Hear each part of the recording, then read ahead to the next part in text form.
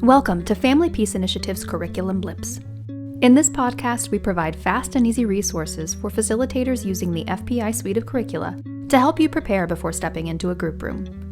Whether you're brand new to BIP facilitation or using drive time to refresh yourself on familiar concepts, these blips are intended to help you get in the right frame of mind as you head into group. You'll hear from seasoned staff and FPI curricula authors on the key concepts and goals of each lesson, as well as what to expect from group members in these conversations.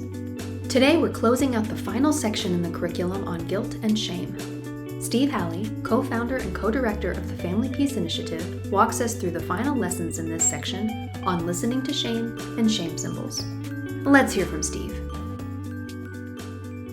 Well, welcome to the last week of the last section of the Professional Facilitator's Guide from the Family Peace Initiative. And I really look forward to when we arrive at this particular section of the curriculum, because it invites people to do some things that they don't normally do. One, we're talking about diving into shame, inviting people to bring a symbol that represents their shame. We call this the Symbols of Shame process. And we put it at the very end of the curriculum because we really wanted to kind of challenge ourselves and challenge the group members. If you took this curriculum from week 1 to week 27, there's a lot of personal work that goes on inside of that 6-month period or 1-year period. And the Symbols of Shame is kind of the grand finale. It invites people to dig into their sacred ground, their stories that they don't often share with people. It invites people to feel things that they normally try to avoid feeling. It invites people to consider what their life would look like with their golden shadow message being believed. And it helps people to learn how to sit with others who are, having vulnerable discussions, how to just be able to sit and support without having to fix or silver line it or whatever, that Brene Brown talks about. It's a good grand finale for the curriculum. It's a lot of fun, setting it up and inviting people to come because you can bring anything. Symbols of shame can be anything. Many people in our classes will bring their prison number or their prison ID. They might bring their divorce papers or pictures of their children that they haven't seen for a long time, or a weapon that they use to cause great harm. We've seen, so many different creative symbols of shame that people can bring into the room. So what we do, of course, we have the facilitator. One of the facilitators will go first just to set the bar and lead by example. And then people just, one at a time will step up to the chair that's been placed at the front of the room and just share what their symbol is, and as much as they want to say about that symbol. Now, I think it's important to tell people ahead of time, here's the questions that we're going to ask you after you get done presenting and saying whatever you would like to say. You're going to be asked 4 questions in this particular process. The first one, when you're done, we're going to just ask you to notice, how are you feeling right now? What's going on in your body at the moment? Mad, sad, glad, or afraid? And people just say, oh, I'm feeling sad or I'm feeling afraid. And many times, surprisingly, they'll say, I'm feeling really glad right now, which, for a while kind of confused me because I thought shame was really made up of sad and afraid. And so we asked the next question of, well, what's that mostly about? People talk about sad, that had to remember that memory of maybe that they hurt somebody or hurt themselves, sabotage their own life, or afraid of the judgments and criticisms that they might receive from other people. But the people who say they're glad, will say, gosh, I just feel so glad that I'm able to say this. I haven't shared this in the room. I've rarely, if ever, talked about this before. And I feel lighter, like a weight has come off my shoulders. They really talk about a physical sensation of, oh, I just feel better after sharing that. It's great, right? So the next question we ask them is all about the golden shadow.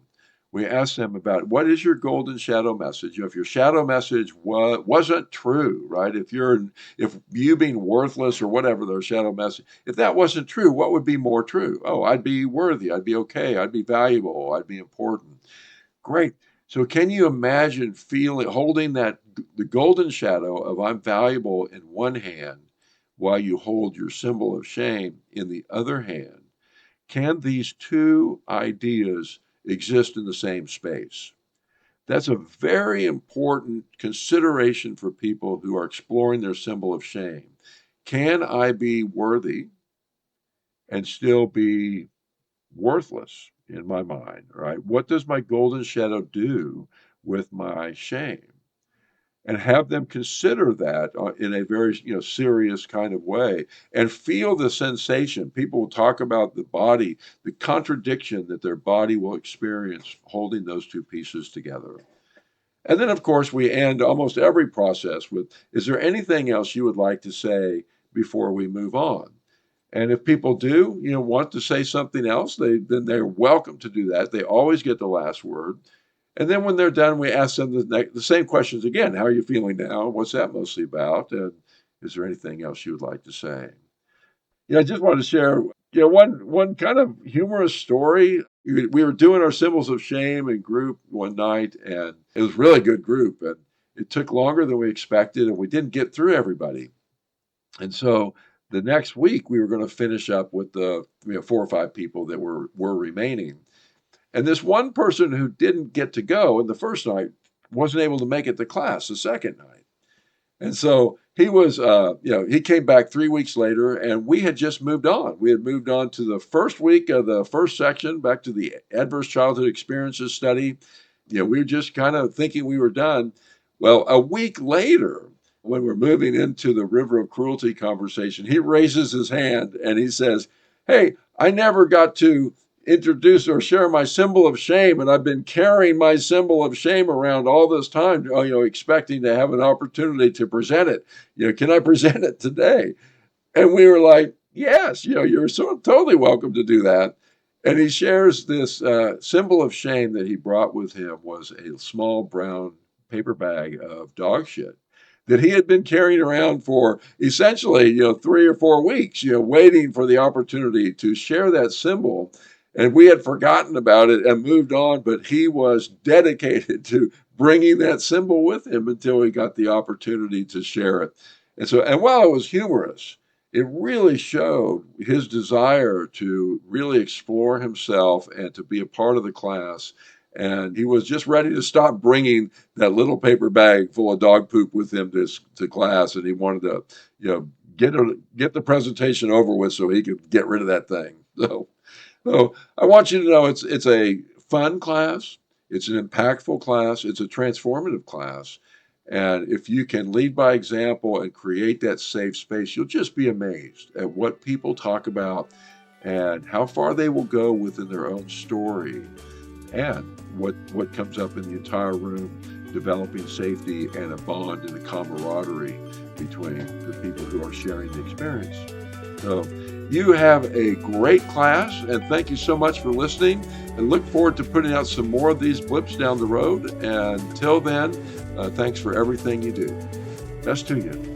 Thanks for preparing for your group with us today. If you have questions, stucks, or if there's a section of the curriculum you'd like to hear us explore in more detail, we'd love to hear from you.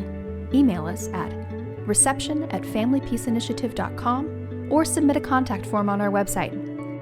Family Peace Initiative, working to serve our clients and community with compassion, integrity, and expertise.